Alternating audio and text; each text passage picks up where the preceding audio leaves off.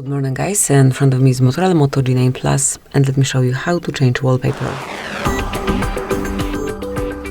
First of all, open the settings, then find and select display, mark advanced and click on wallpaper.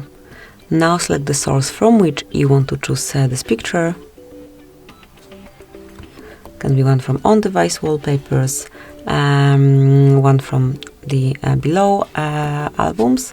Let me choose, for example, geometric shapes, maybe this one. You can see how it looks on both home and lock screen, and then click on confirmation mark to apply it. Just decide if it's for your lock screen only or both home and lock screens. And that's it, that will be all. Thank you for watching, please subscribe our channel and leave the thumbs up.